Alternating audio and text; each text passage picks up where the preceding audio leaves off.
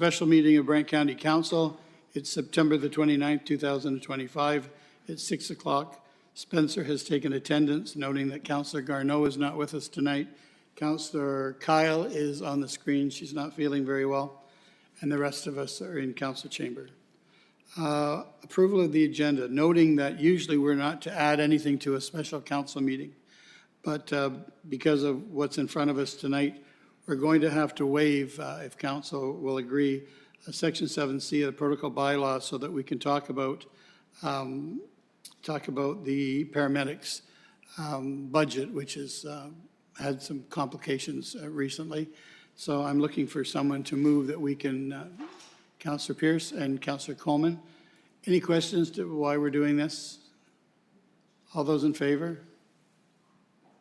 Opposed and carried. Thank you. So we're going to put that at the end on number 5 when we get there, and we'll call on Councillor Miller to speak to it when we get there. Declaration of pecuniary interest. Does anyone have any that they know of now? Seeing none, we'll go right on to 4.1, which is the St. George Wastewater Treatment Plant Award. And Stephanie, you're going to come up and bring Mark, and they've given us a handout here to keep us busy while they're speaking.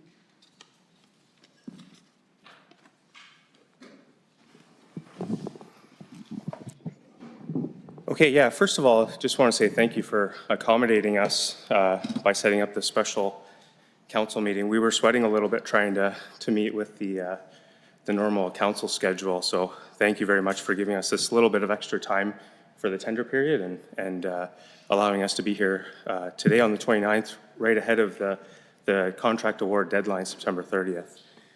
We don't really have a lot to present. We just want to make you aware of the figures that we're providing here tonight.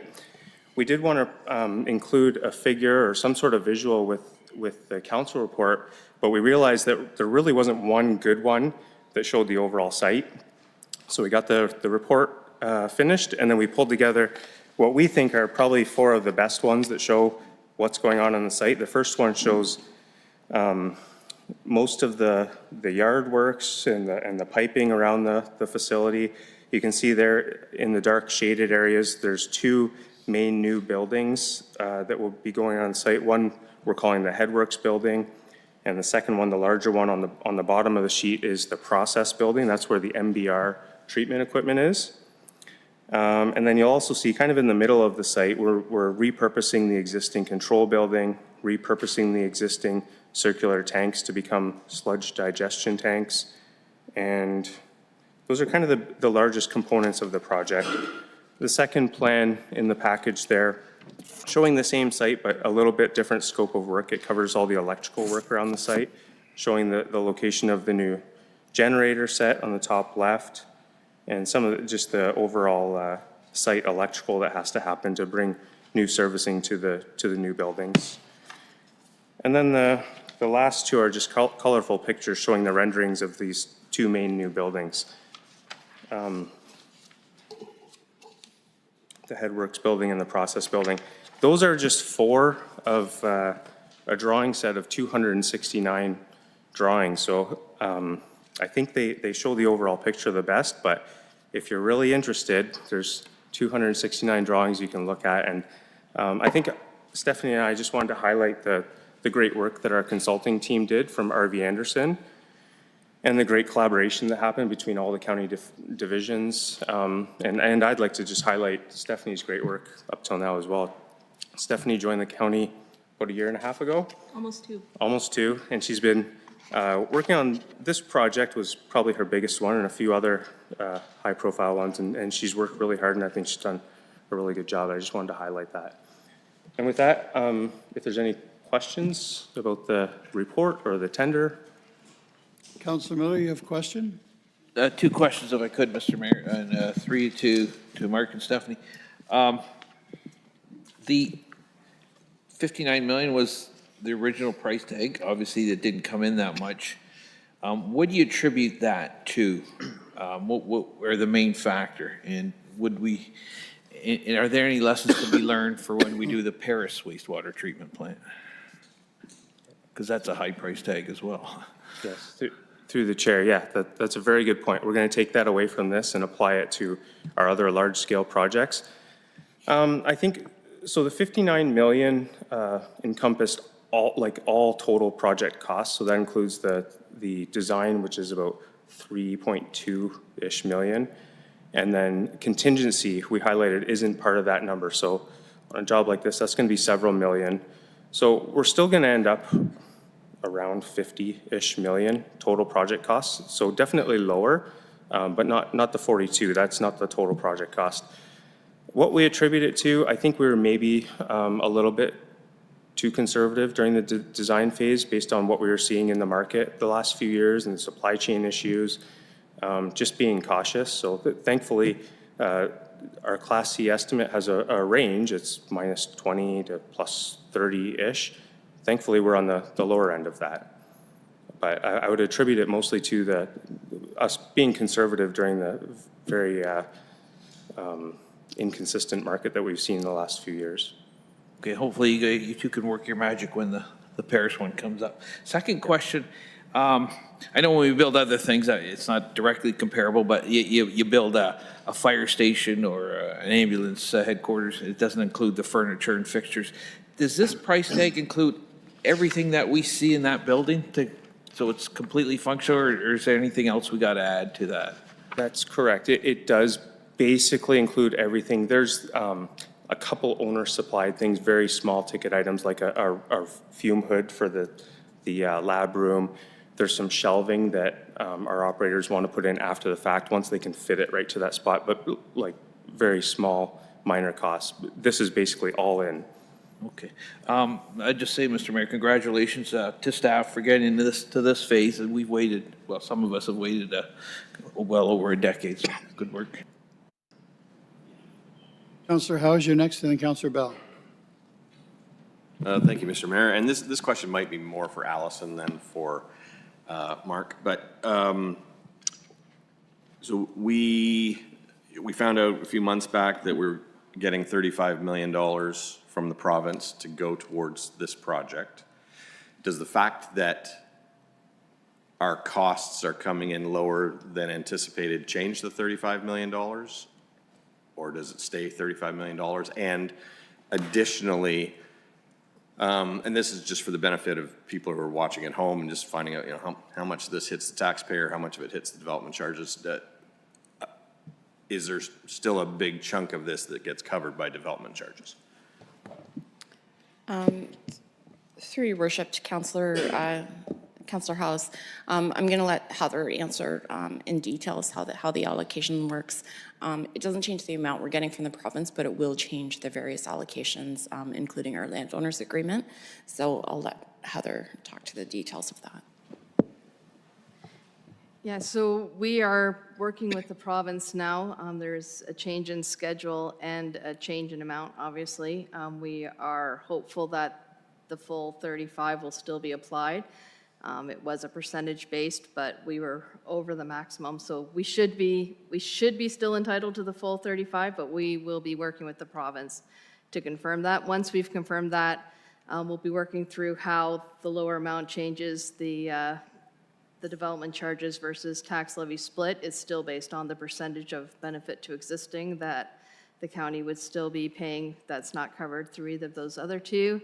And then we'd be working with the landowners group for how it impacts their commitment for front-ending on development charges. Councillor House, or Councillor Bell, sorry. Yeah, thank you, Mr. Mayor. Through you to Mark. Stephanie, the ROMAG, I don't know them. Can you say a little bit about them? I mean, it's probably the biggest single contract we've ever let to any company. Do we feel really confident about them? Sure. Through the mayor, yeah, since this was such a large project, we did follow a contractor pre-qualification process and looked very closely at their experience and their abilities, and we're confident based on exactly their experience and their abilities as a corporation. They are from the GTA. I'm not sure if it's Mississauga or somewhere in that area. So they're somewhat local for this size of a contractor. They're local, and we're pretty confident their abilities. And they built a project of $41 million before. They have, actually, they had larger projects in their portfolio, specific to wastewater treatment plants as Okay, well. that's good to hear. I haven't worked with them personally, but they had a very good submission. Okay, second question, HST, maybe staff can remind me, are we eligible at all for any refunds of HST, or is it just an additional 13% to the number you've shown here? So, through the mayor, I think Heather can, and correct me if I'm wrong, but I believe we don't pay the full 13%. We end up paying about 1.76%, I believe, in HST on a construction contract. Through the mayor, yeah, it is, I don't know the exact percentage offhand, but it is a fractional amount for HST. So we pay it, but then we get it reimbursed back to us. So that's what I thought, yeah. Contingency levels for a project like this? Maybe you don't want to share that publicly? Yeah, that's right. No, we, on a project like this, we didn't put it in the contract for, I guess, obvious reasons, but we do have some contingency in our capital budget. On a project like this, you would anticipate, a couple million. Yep. 3 million. Okay, no, it's good to keep it to yourself. I'm happy with that. There's a couple of lines in the report said the construction's anticipated to start late 2025. That's great, and then complete in March 2028. And then it says the work will need to follow a very detailed and complex sequencing plan to ensure that the existing treatment plant remains operational. Who has that responsibility? Through the chair, the contractor now has that responsibility. We've spelled out a very detailed sequencing plan. What we think makes sense, we can't dictate to them exactly how they do their work, but we've suggested a sequencing plan. If they want to deviate from that, it's up to them to come up with a plan that still meets all of our requirements, keeping our plant running and meeting our effluent limits. So it's kind of in their court now as the constructor. Okay, so to be clear, that they need to keep the existing plant running through to the point where they can commission the expanded plant. That's correct. Okay. Good luck with that. That will be a real challenge, I think, as we go through. But great work, thank you. Councillor Kyle. Thanks, Mr. Mayor. Through you to staff. So I'm noting here that the membrane bioreactor was the technology that was selected, which is fine, and I'm really pleased to see the amount that it's come in at with the tender. But I'm just wondering if you could speak to whether or not there was other technologies that were also considered, and how you got to the membrane bioreactor as the one that we should go with. Just noting that we're starting to hear of some other types of technologies across the country that are coming in with lower price points, which is good. Although, like I said, I'm happy to see this one is coming in under what we expected it to be for sure. Okay, through the chair.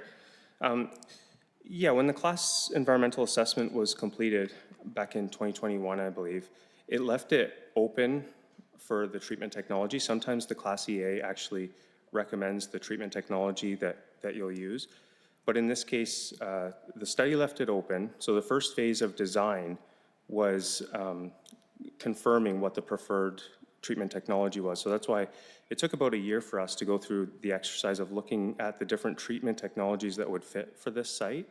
So we did consider a conventional activated sludge process, sequencing batch reactor, and a few other newer technologies as well. But what appealed to us here with MBR was that it could fit within the tight footprint that we have. We're constrained on almost all sides by floodplain and natural areas.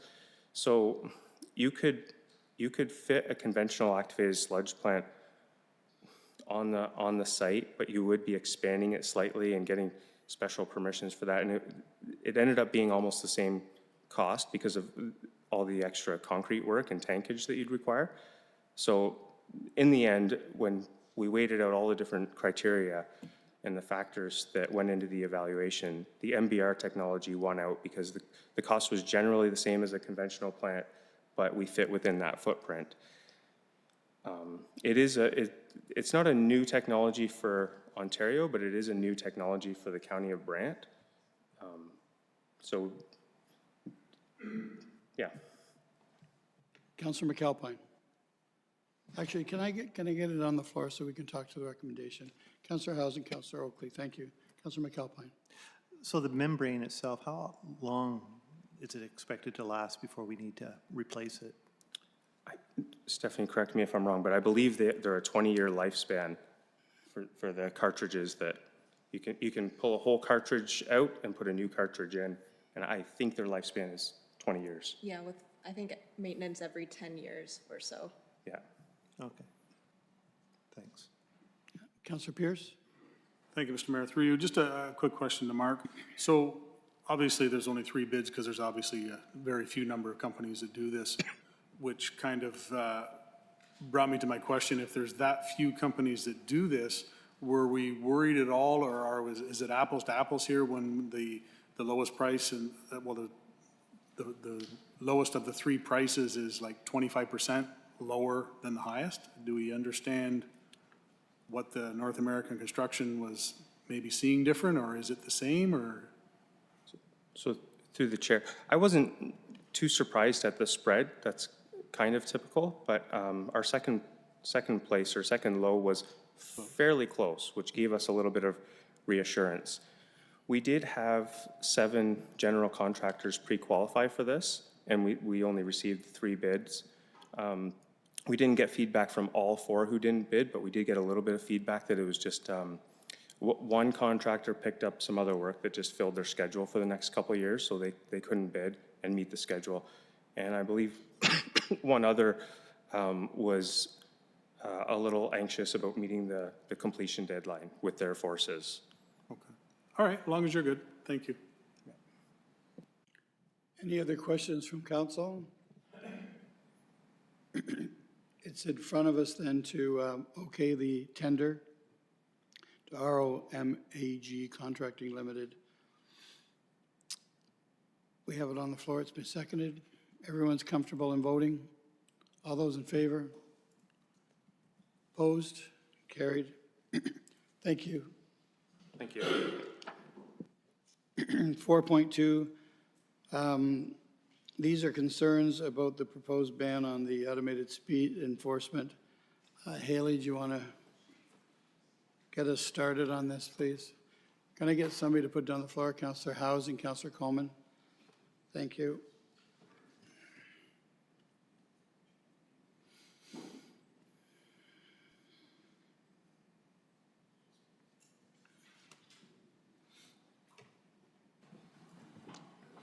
Adam. I'm going to start you off. Thank you, Your Worship. So obviously this report is in response to the Premier's comments on Thursday about banning the use of automated speed enforcement through legislative means, which means we're kind of in a limbo period because the legislature doesn't resume sitting until October 20th. Frankly, I'm here just to sort of reinforce, I think, the effectiveness that we've seen with ASE and convey the knowledge that I've learned about it over the past few years. Haley has a report presentation for you, but otherwise we're here to answer any questions. I'm going to hand it over to Haley. All right, so as you'll see in this report, it brings forward some of our concerns that we have with the province's recent announcement. The way the report's structured is it really speaks to a review of our program and talks a little bit about what we've seen that's worked really well at the county's perspective. And then we also highlight some of the impacts from a speed reduction perspective, some of the financial impacts, and then also highlight how ASE can really be a complementary tool that's scalable to help support other initiatives to reduce speed. So as you'll see outlined in the report, we wanted to highlight some of the unique kind of considerations that we had when we developed our ASC program that really has helped to support an effective rollout. So we really prioritized incrementally introducing the report, introducing the program. So rather than having, 5 locations right off the hop, prioritizing 1, evaluating its impacts, and then making informed decisions as we continue to advance the program. We also prioritized school zones, looked at adopting a 40 kilometer per hour speed limit versus 30, focused really significantly on education and public awareness, and also tried to get ahead of the feedback of it being a cash grab by establishing a road safety reserve fund policy to clearly outline how any revenue or surplus from the program would be used to support road safety. That doesn't mean there's not still a lot of misconceptions floating around about ASE, so just wanted to highlight to folks today some of the feedback that we see commonly and some of the responses on those. So for example, the common one, it's a tax grab. We note that the primary goal of ASC has always been to improve road safety and to progressively change driver behavior over time, and you'll see in the financial impacts that that is the case. We also highlight that some other feedback that we received, the tickets will be issued 1 kilometer over. The County of Brant has set a reasonable internal confidential threshold for violations, so we can confirm that tickets are not issued for 1 kilometer over. And we also receive feedback that ASE violates due process, and we recognize that on those penalty orders, there are clear processes and instructions for how to commence an appeal. The second kind of component of the report really dives into the impacts of ASE, which we've talked about in the past, but just wanted to highlight it again for Council's consideration. This chart or table that you'll see here is comparing speeding pre and post ASE implementation, specifically during school hours, so 8 a.m. to 5 p.m. The reason we do this comparison for this chart is because back in September, the 40 kilometer zone was only in place during those times, so it makes it a little bit easier to do that comparison. So you'll see, again, a significant reduction in the percentage of vehicles speeding from 64% down to 34%. We also wanted to highlight kind of how speeding has changed across all time frames, so not just during those school hours. So we've seen that since ASE has been implemented, a gradual decline from 45% of people speeding in February down to 35% in August. We would anticipate that as this program were to continue, we'd see a continual decline. We also wanted to highlight some of the ASC appeal data that you can see here. So thus far, up until August 31st, we've seen 242 reviews conducted for screenings and then 19 hearings as well. We also wanted to recognize that we do have a guidelines for reviews in place as well. Just if I could jump in, the actual presentation is not displaying on stream or visible to Councillor Kyle, just because I think this presentation is important for people to see the slides. Okay. I will just want to bring that up. Spencer might have to help us with that.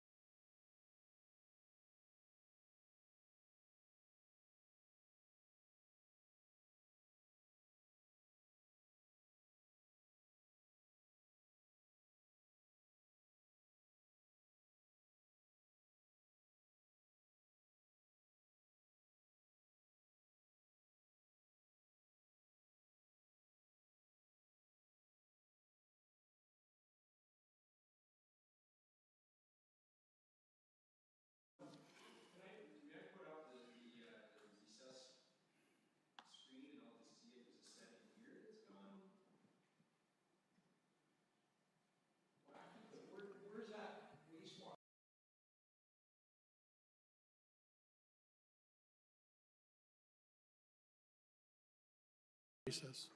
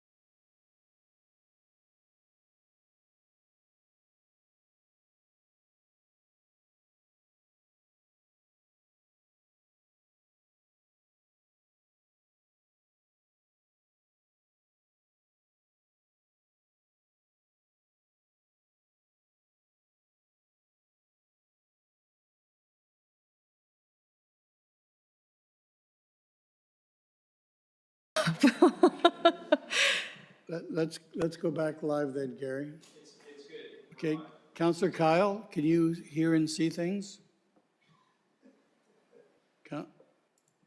Counselor Kyle? Yeah, yes, I can. Okay, thank you. Can the public see things, Gary, now, and hear things? Yep. All right, same things we're hearing and seeing, I hope. That'd be great, okay. Let's take it from. That's okay. You get to hear it all over again. Thank you. All right, so again, just wanted to highlight that what this report is doing is it's showcasing some of the County of Brant's concerns with the province's recent announcement to ban the use of automated speed enforcement. And so the report's structured by providing information on the county's approach to ASE and some unique elements that have helped us deliver a thoughtful and deliberate program. Then we dive into some of the speeding impacts and how ASE has been impactful to reduce speeding, and then showcase the financial impacts. And then we also close out by talking a little bit about how ASE can be a complementary tool. The intention of this report is that pending Council's approval and direction, this report and associated letter would be submitted to the Office of the Premier and other folks listed in that recommendation to convey the county's concerns and thoughts. So again, some of the unique elements of the county's approach are included on the screen here. Some of the key things are incremental approach to delivering the program, emphasis on prioritizing school zones, adopting a 40-kilometer speed limit versus 30, and then focusing on education and public awareness, and trying to get ahead of the cash grab by talking about the Road Safety Reserve Fund policy and how having that in place can help to support both effective communication on what we're doing with the program surplus, but also guide staff action as well. Again, some of the common misconceptions that we see on ASE are included on the slides here. So as I talked about last time, the tax grab component, we can see that the primary goal of ASC is really to improve road safety. It's not just to generate revenue, and it's all about changing driver behavior progressively over time. I'll highlight something different this time. Speeding isn't a serious problem. We know that that's not the case. You'll see in the report that since 2019 and Brant Safe Streets originated, we have over 700 requests from the community on concerns and inquiries related to speeding in their neighborhoods. So it's definitely a considerable problem within the county and something that ASC could help respond to. On the screen here, you can see the overview of the impact that ASC has had. Looking at the September data is showing before ASC was present and bringing us forward to August after 7 months of ASC being operational. During this time, you can see a significant reduction in how many vehicles were speeding, from 64% to 34%, specifically during school hours. This graph here is showing how the prevalence of speeding has decreased since ASC has been in place, declining from 45% to 35% in August. This screen is showing some data related to screenings and hearings. So thus far, the county's processed 242 screenings and 19 hearings as shown on the screen.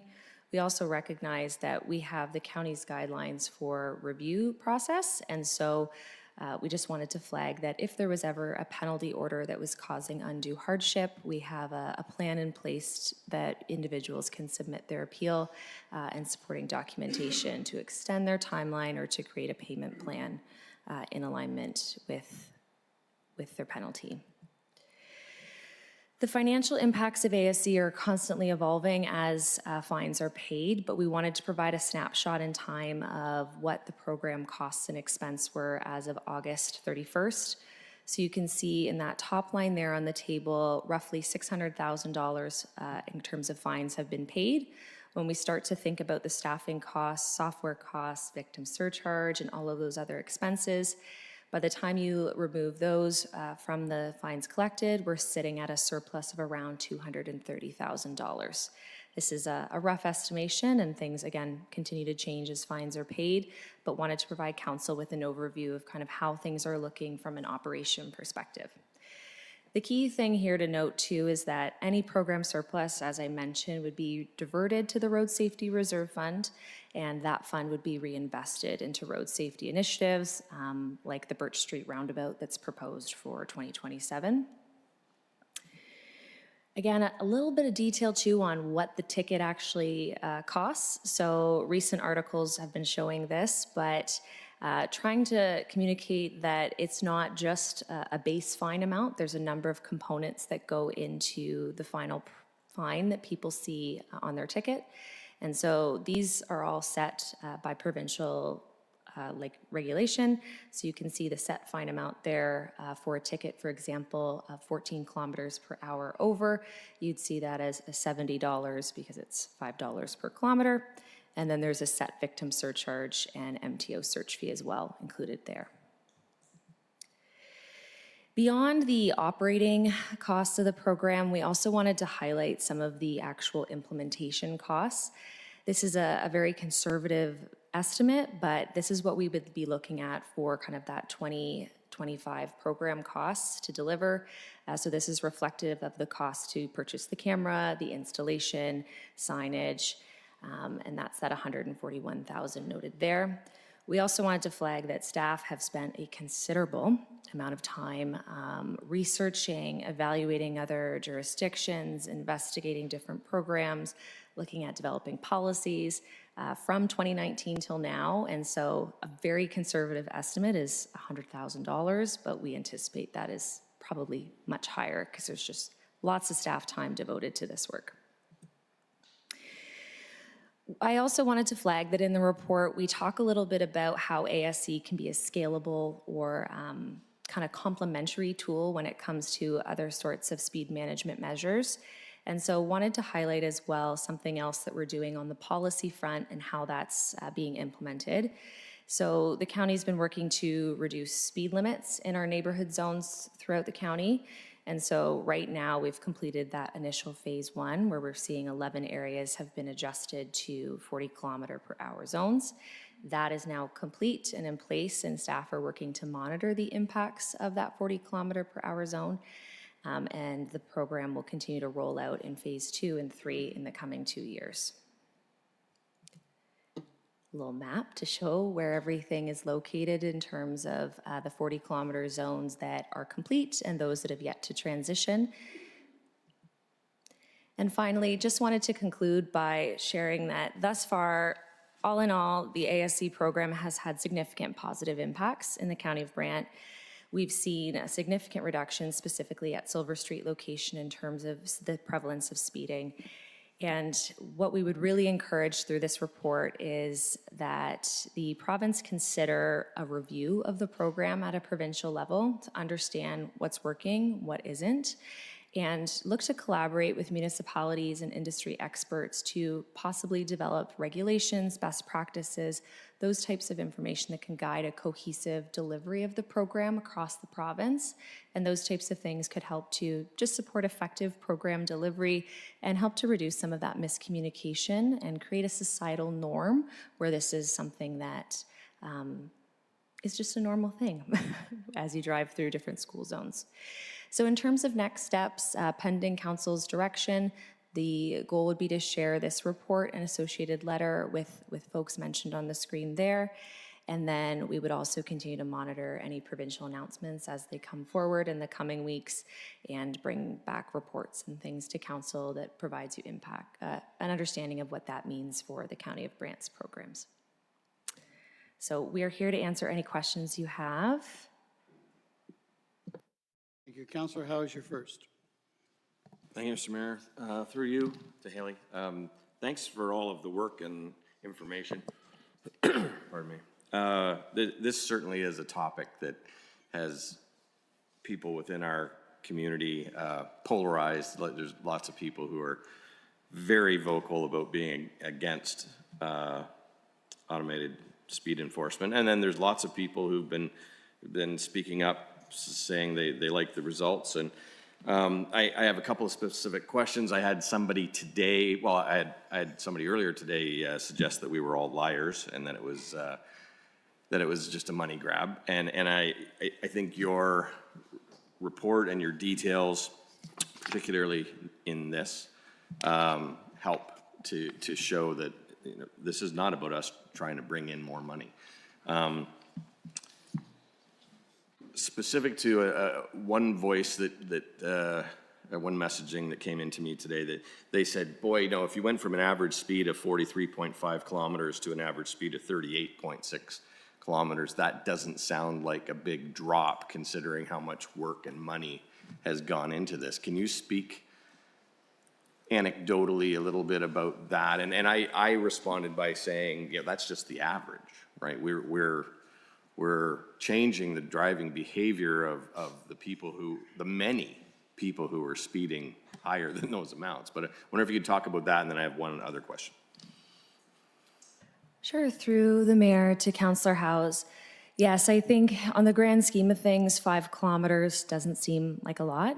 But when we look at the data, when it comes to the impacts of even just 1 or 2 kilometers, we can see that the reduction in terms of it being a fatal accident or the actual reaction time that people have, it's quite considerable. So as much as it seems small, even this graphic here really shows that just a small reduction in speed can really increase the chance of a vulnerable road user surviving an accident. So I think that's important to think of. The other piece too is that, like you said, it's not just about the average speed. There's also factors that's shown on this table that shows even the maximum speed, which I think is important to note. Back in September and November, we're seeing those around 100 to 87 in that area. Now we're seeing that reduced to 67 for a max speed. That's a considerable difference and something that could be associated with the ASC being impacted there. Thank you, and I agree completely. That line in particular of this chart is very impactful, very informative, which leads to my next question, and that is there an opportunity for us to turn this into a more public-facing document, something that can be shared on social media, can be found on the county website, so that facts will prevail beyond just rumors. And like, you know, I had a lady call me in the summertime saying, I've been told by a very reputable source that the county has collected millions of dollars. And this was 3-4 months in. And I, you know, I talked her through it, and at the end of it, she understood. So I'm just wondering if we could talk a little bit more about how we can turn this into a tool to help inform everybody. Yeah. Councilor, I'm sorry. Did you want to respond? Your worship, yes. Sorry.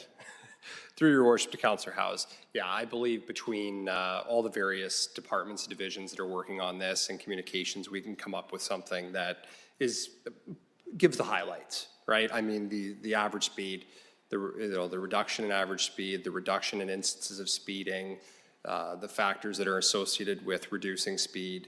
And again, too, I think part of the reason for this was to highlight, we tried to do it the right way. We tried to listen and respond to the criticisms of this program throughout the province, and we're being lumped in with other actors in this situation. So, yeah, I do believe that we can put together something a little bit more, you know, smaller than this, a little more digestible, to put that story out there.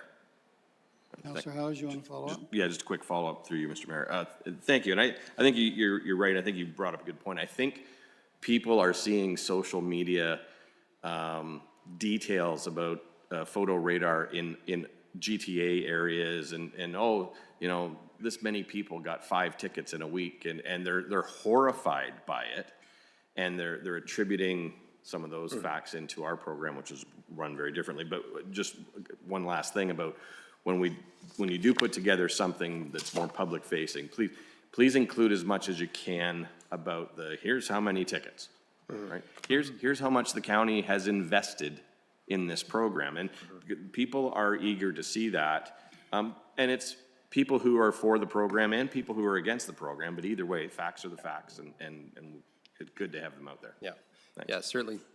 Just quickly to respond through your worship, you know, I think we were thinking a little bit more like an annual report. We weren't thinking we were going to have to show up at a special meeting on September 29th and try to make the case for it. So it's certainly something that was in our mind. It's just we've had to put this together a little quicker to tell the whole story. So, Okay. Councilor Oakley and then Councilor Kyle. Yeah, through you, Mr. Mayor. Not so much a question as some comments. So, first of all, I think I got a little bit of whiplash today when I was watching the Premier's press conference talking about how he thought we should be installing cameras to catch crimes like theft. Evidently, 4 days later, or 4 days earlier, thought we shouldn't be using cameras to catch crimes such as speeding. And I think that's a key part of this that often gets missed. Speeding is a crime. It's very normalized, but it is a crime. You are breaking the law when you do that, and then you get a ticket, and that's the punishment for the crime. But I think there's sort of 3 major issues that I think has caused the province to do this in sort of other municipalities' implementation. The first being that folks are using it outside of school zones. They're going into areas where there's a rapid drop-off in speed, no clear signage. Again, though, all that would be within the power of the province to mandate. The thresholds, I believe, and correct me if I'm wrong, I believe the confidential nature of the threshold is also part of the regulation. I believe we wouldn't be able to say our threshold is whatever number of kilometers hours, because again, that's part of the province's mandate. Again, that's something the province could clear up. They could either allow us to publish the thresholds or mandate that the threshold is a certain amount. I know the Premier commented they didn't think people should get tickets for going 4 over. That's something the province could do. Same with the amount of money that the fines are. Yeah, there's a handful of issues with this program, but ultimately the data overwhelmingly shows that it works, it helps, saves lives. This decision by the province will kill Ontarians, undoubtedly. And it's also in direct sort of contrast to a couple months ago when the Premier stopped municipalities from being able to put in bike lanes, which is another form of traffic calming infrastructure, which is in contrast to what he's saying we should be doing instead of this. So I sort of am looking here to the province to give us a clear indicator of what type of infrastructure they would like us to use and tools to use to stop speeding, which I think we've commented around this table before is one of the things we hear about the most. And it's not a victimless crime because people are killed by speeding.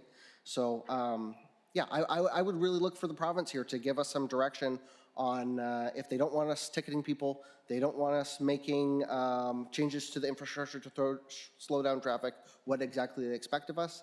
And I'd encourage the Premier if, you know, I think that really the catalyst for this is things that happen in the city of Toronto, similar to the bike lanes.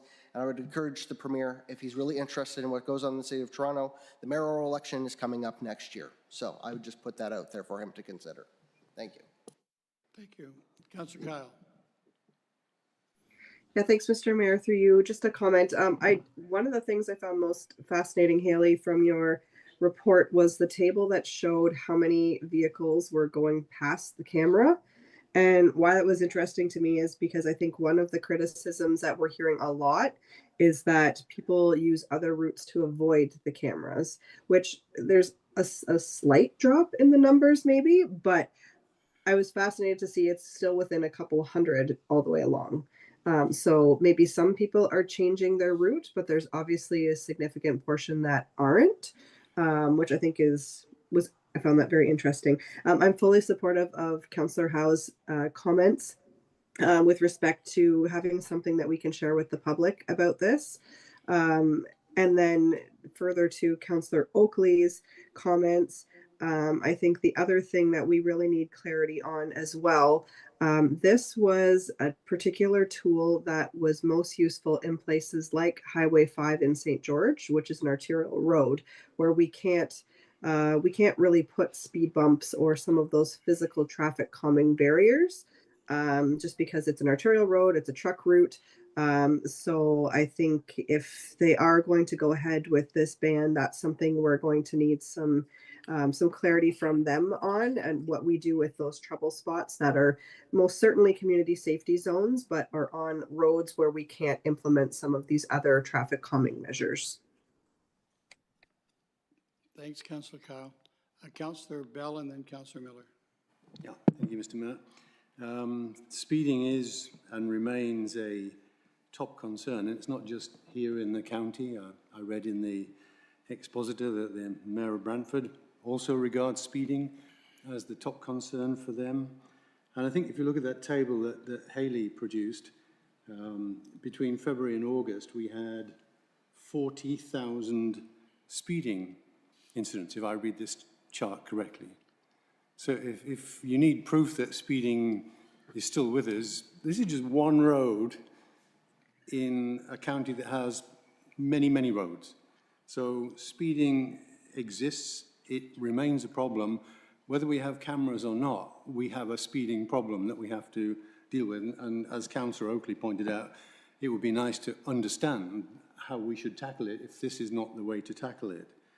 But my own experience living in other countries is that speed cameras en masse, and not just one or two here and there, actually do work. They really reinforce through the pocketbook that speeding is not something you should do. It would be nice to think you could actually get into the hearts and minds of the individual drivers, but sadly, the answer is you get into the pocketbook of the drivers, and that's what actually stops them from ultimately driving beyond the speed limit. And I was taken by a statement that I read today about from the Ontario Associations of Chiefs of Police. In a recent statement, they called the cameras an effective tool to stop or to reduce speeding and free up police resources to focus on other public safety priorities. Our own acting inspector last week, when I asked him the question, said exactly the same. So I find that the provincial government is really at odds with very influential groups of people in the province. And I think it's time for a rethink. And I'm very supportive of the letter that has been drafted. I do have a real challenge, though, in mind. A couple of months ago, or maybe half a year ago, we introduced the concept of the 40-kilometre per for our residential neighbourhood limit.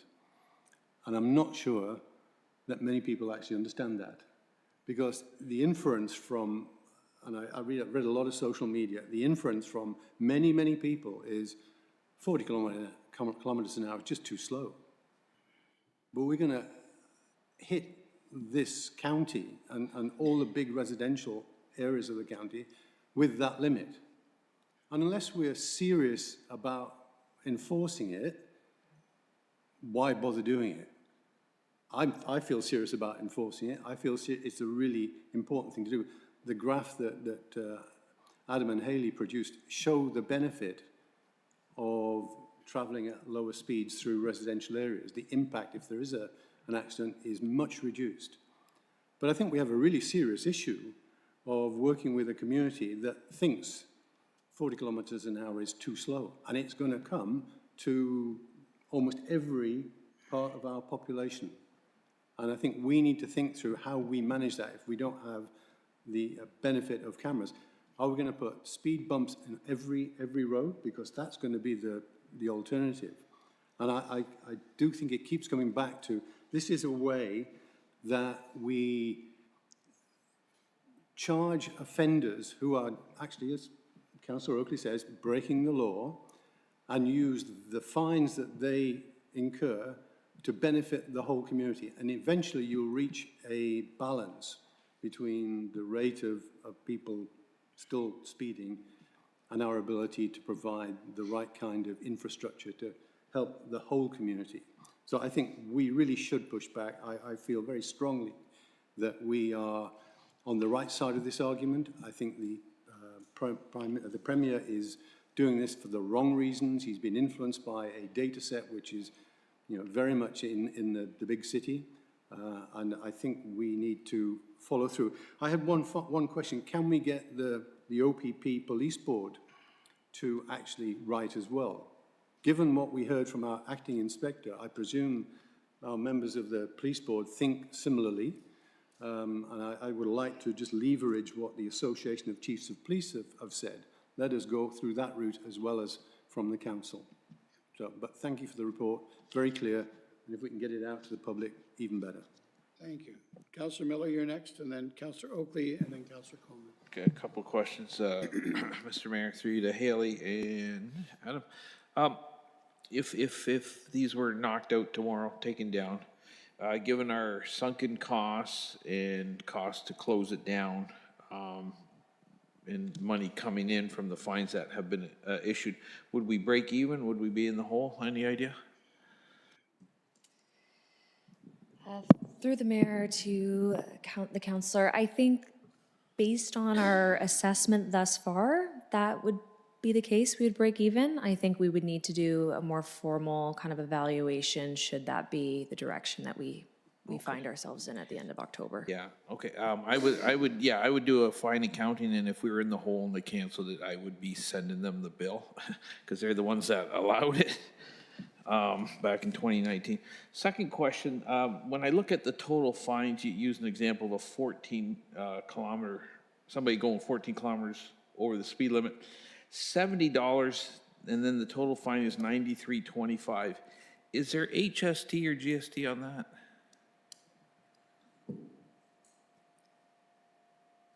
Through the mayor to the councillor, I am not totally sure. I know Greg Bergeron's on the line here and he might know, but I don't believe there is.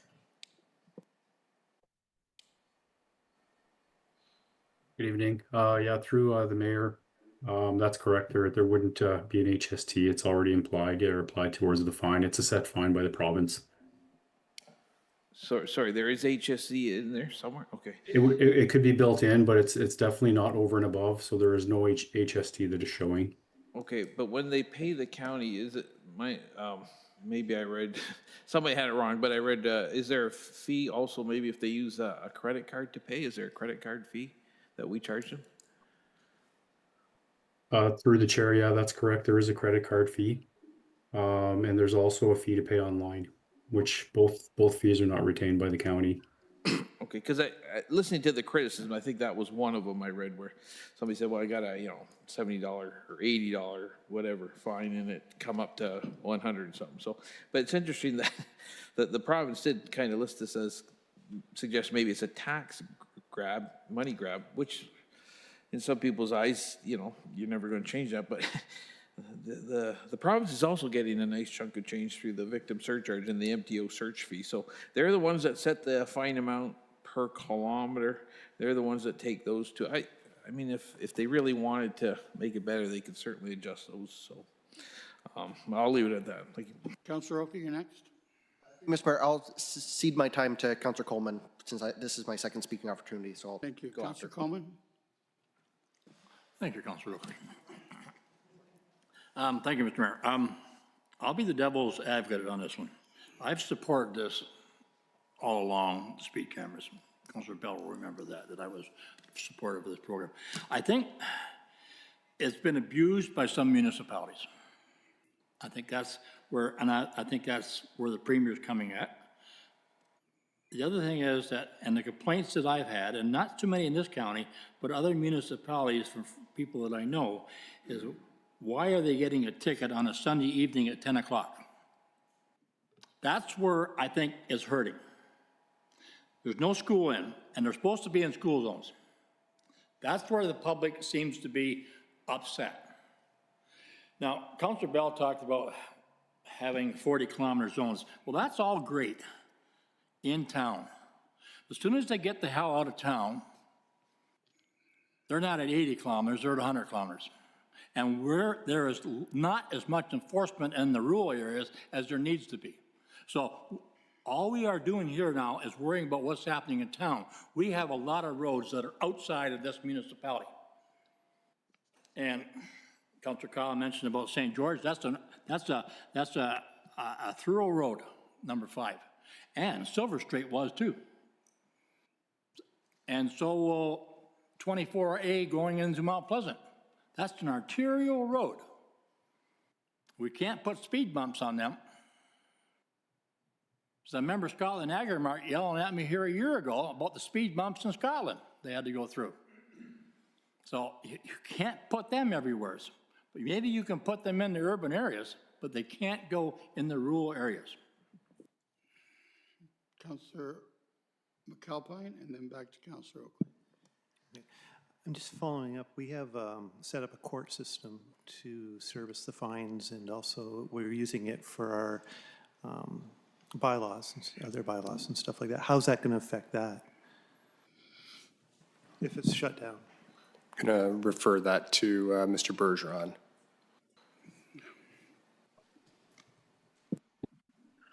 Through the mayor to the councillor, that program will continue.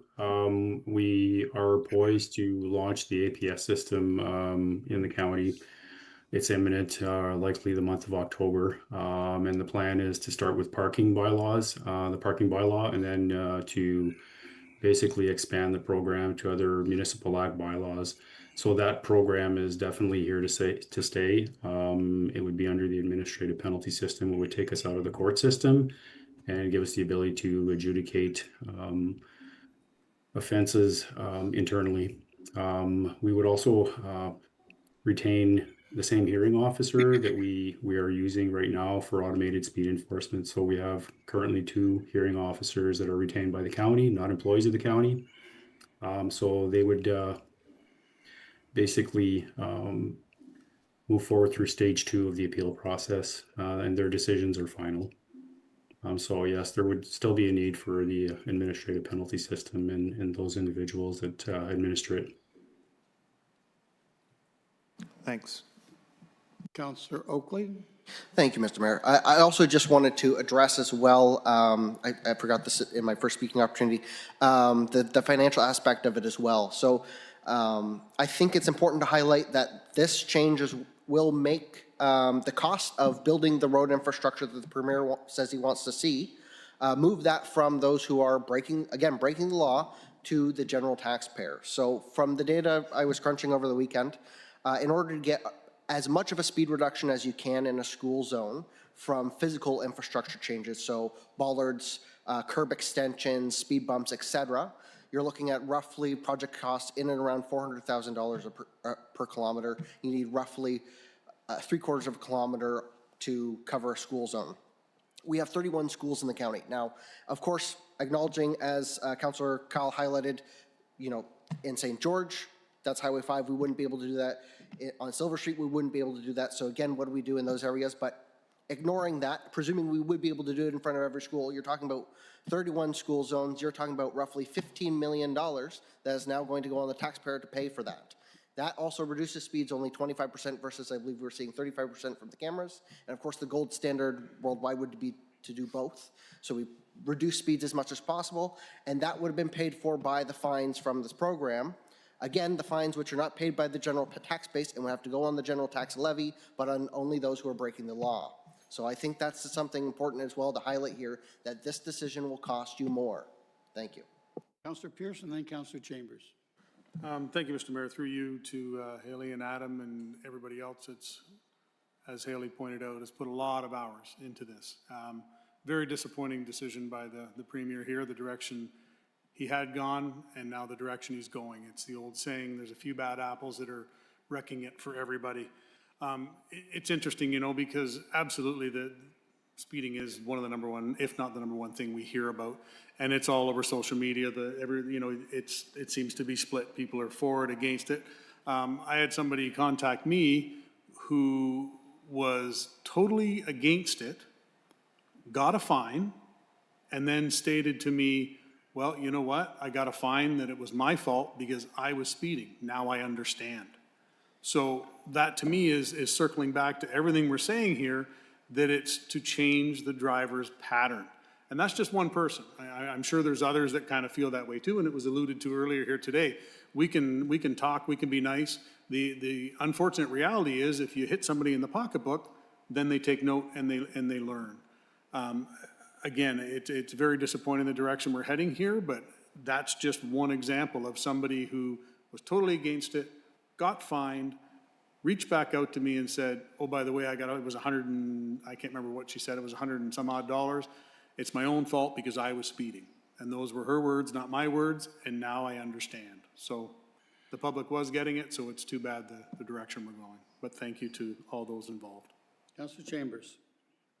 I think I'm going to be saying the same thing as Councillor Coleman and Councillor Oakley. I might say it a little different, but if I repeat, forgive me. The way I understand it, the Minister of Transportation is saying that there are alternative measures to be used to receive the same result, reducing speeding, where it doesn't cost people by fines.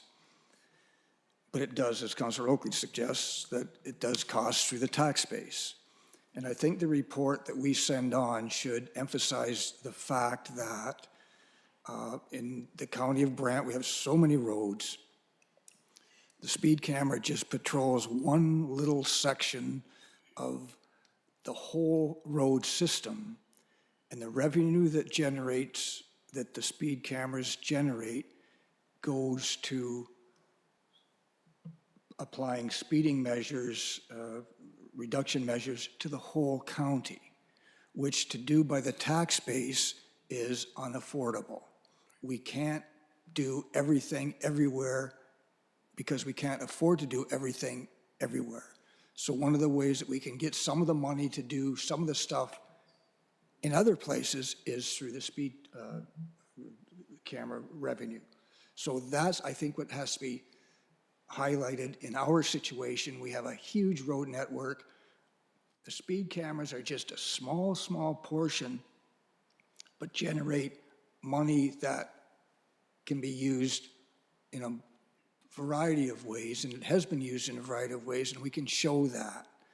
And through our Safe Streets program, the funds that are going into that from the speed cameras are having a dramatic effect everywhere in the county, not just the little area that the speed camera patrols. So I think that can be highlighted, and the fact that it is revenue neutral and not a tax grab. The tax grab happens when you have to raise the taxes to put the measures in force through our, I don't know how many kilometers of roads we have, but out on Fairfield Road, they're going down there 100 miles an hour, 100 kilometers an hour, every car pretty near, with no abatement at all. So maybe even patrolling, if this can, rather than a police officer writing a ticket on the side of the road for half an hour and arguing with somebody for half an hour, if they're driving around for half an hour, that has an effect. So there's all kinds of things that we need to do, and this is just a tool to help us do that. So those are my comments, and I know it's maybe repetitious to what Councillor Coleman said and Councillor Oakley said and everybody else said, but I didn't say anything yet, so I thought I'd better. I've got a couple of things to say, and then we're going to turn it back over to Greg. In the front lobby of the front office here, you'll see the mayor's ticket. The first night of the Paris Fair, I was to be there for the formal part of the Paris Fair at 5:30. And at 5:23, I got a ticket in front of Steve's place by the school. And it came to 79.20. I was going 51 and a 40 trying to get to the fair in 2 minutes, and I didn't make it. So that's out there. So I have got one, and I did pay it, and I paid it the same day, and I won't get two. To throw $80 out the window is not my idea of a good time, and I hated it, and I won't get another one. But it does work. And the other thing, I got a terrible letter from a man about a week and a half ago, and he said that he was here with his wife and friends, and they were visiting from Woodstock, and they'll never, ever come back to the county of Brant to do anything ever. They were trying to get them maneuvering around all the construction, all the craziness that we had created here in the city, and that they would never spend another dime here. Although they love the restaurants, they won't come back, they'll go other places. And it was a terrible letter. He called me everything that you could imagine. And today I got a letter again from the same man saying that since he wrote me the letter, he apologized for speaking to me the way he did. And he said, I just realized that where I got my ticket was in front of a school. And he said, if I had have known that, I would never, ever have written you that letter. Please apologize, take my apology. And I feel terrible that I even spoke to anyone the way I spoke to you. And we will be back when the town's finished. So it just goes to show you that was his motivation, was, he just thought we were doing it just to do it. And now he found out it was the school. So he didn't need to do that. I mean, nobody ever has done that before. And it just happened to have happened today. So I can send you both the text because it was very well written the first time and the second time. And he did feel sorry. So people can think about things and reconsider things and change their minds. But I did get a ticket, and you know what?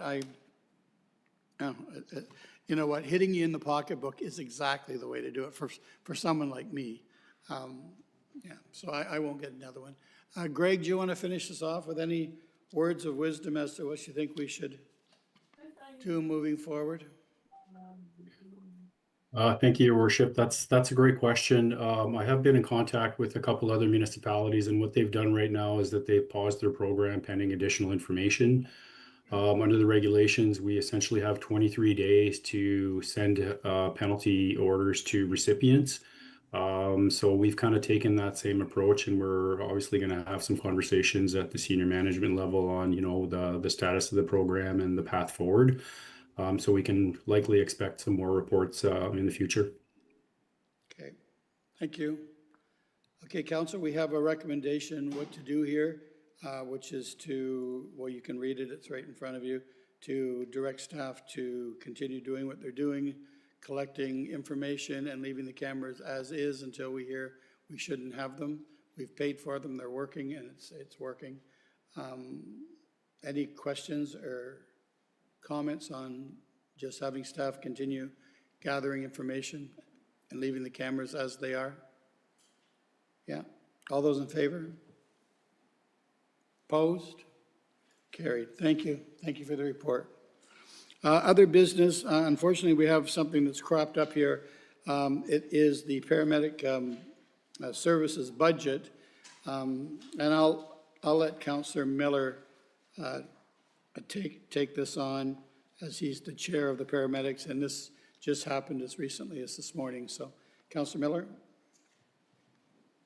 Okay, thank you, Mr. Mayor. Yeah, so the budget is a difficult one. I think a few of you know that already. So there's been a lot of, I'll say, vigorous debate around the paramedic committee members.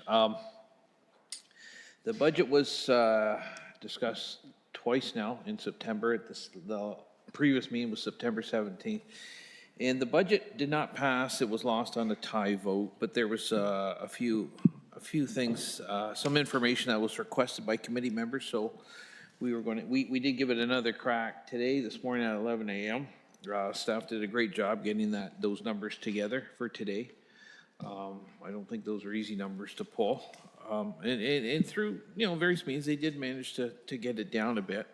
Part of the reason the budget is coming in so high is because of the Grand Bridge. We'll be leasing those headquarters. We're leasing them now, and there's also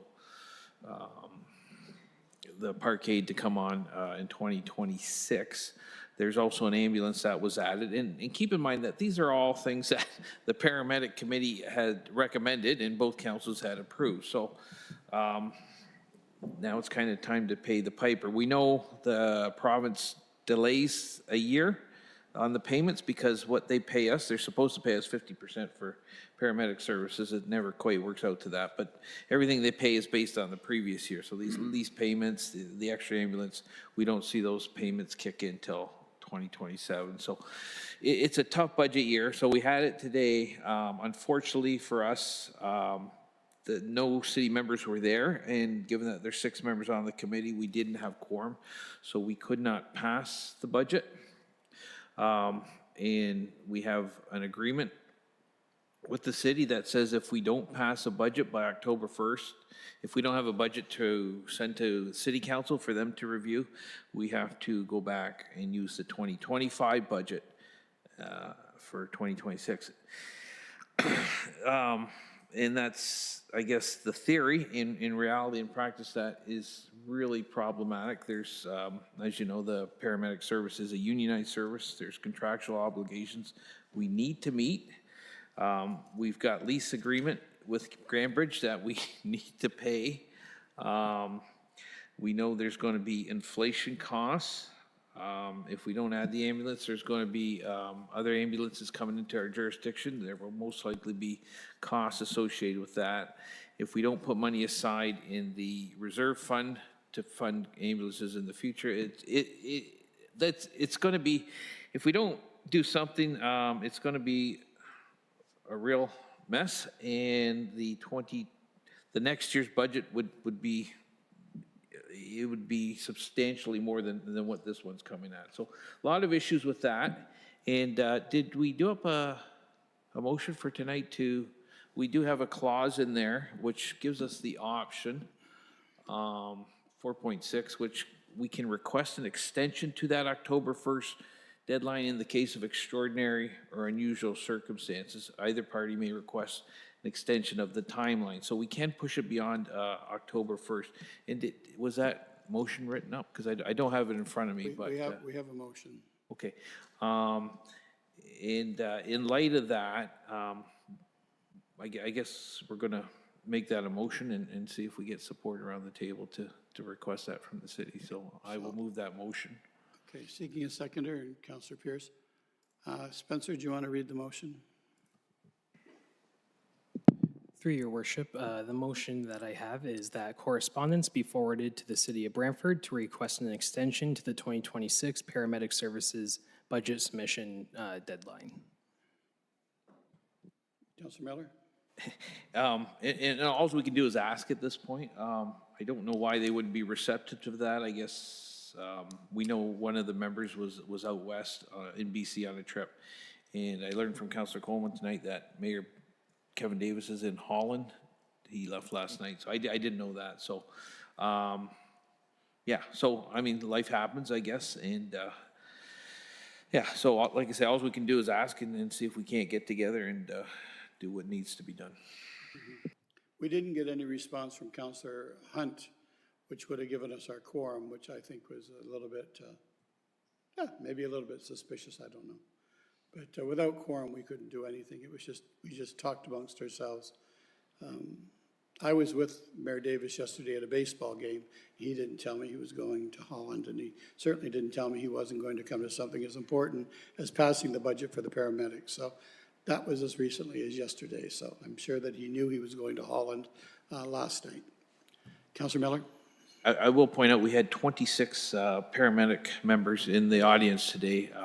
Great big show of support. So extremely disappointed on my part that they had to witness that. So like I said, I'd like to make it right. This was Russ's last meeting after working for us for 28 years. He had all of his paramedics here to give him support and bid him a farewell and thank him for everything he's done. And it just fizzled right out to nothing. He didn't even have any words. We asked him to speak. He didn't want to. So it was just a very, very anticlimactic meeting. It was a very embarrassing meeting. I don't understand it. But anyway, it's on the floor. We're going to ask for an extension. It's up to them to give it to us. If they don't want to give it to us, then we go back to a budget that doesn't work. It involves unions. It involves laying people off. It's all kinds of things. So hopefully they will listen to this meeting and know how dire it is, and they'll give us an extension of 2 weeks. So, Councillor Oakley? I have two questions here. First of all, in the motion, should it, I believe it's clause 4.6 that allows us to extend for extraordinary circumstances. Should the motion itself note the circumstances, which is a lack of quorum to the meeting? And then the second question would be, given my understanding of typical committee structure, now it being a joint committee perhaps changes things, but my understanding typically with committee is it's delegated authority from council. Paramedics is run by the County of Brant. Would we not, in theory, be able to, and perhaps we don't want to open up this can of worms given our other joint services relationships, but is it not possible for us at this committee tonight to pass the budget so that we can give it to the city by the timeline?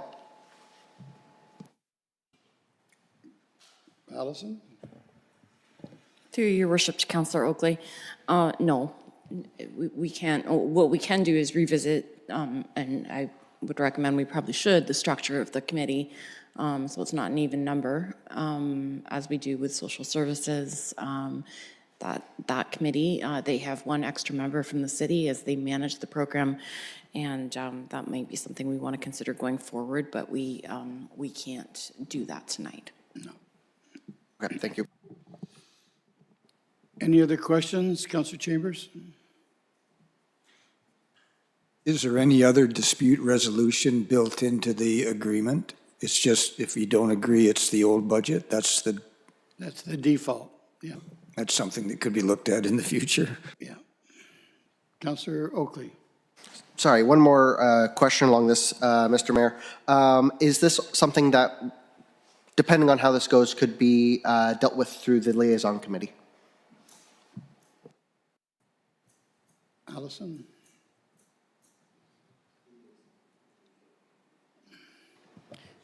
Through your worship to Councillor Oakley, I don't believe so, as it's a joint committee. I would have to double check on that, but based on what I understand at this point without in front of me, I don't believe it could be resolved through the liaison committee. Councillor Bell.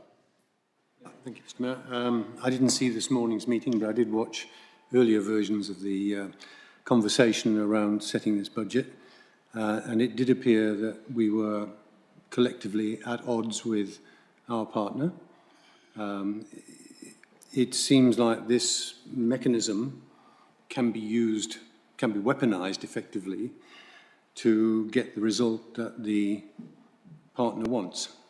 And I think it does become a shortcoming in our relationships with the city, if this is the case.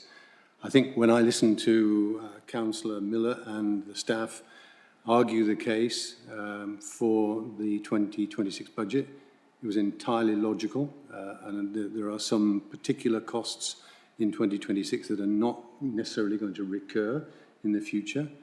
And I found that there was an unwillingness to accept that on the part of our partner. I do find this rather disturbing.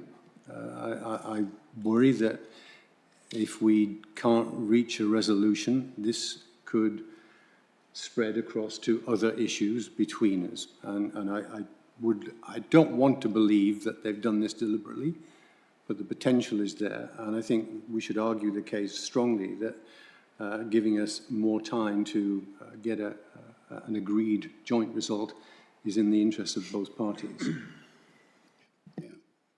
Yeah, after hearing everyone's comments, I do believe the best thing for us to do is just ask for extra time. Kevin will be back, Greg will be back, and Linda might call us and say something. But it really was tough. If you saw the other meetings, we weren't far away. There was nothing to really stop us. It was a very reasonable budget, and we were arguing about a half of an ambulance. Anyway, you know what? You can go back and watch the meetings. I'm not going to say anymore. Just, I think what's in front of us now is just asking the city for two weeks to get it together so that we can talk and they can talk and we can talk together and see what we can do moving forward, because I just think that's the only thing we can do right now. So I'll call the vote. All those in favor of asking for a 2-week extension from the city? Opposed? And carried. Thank you.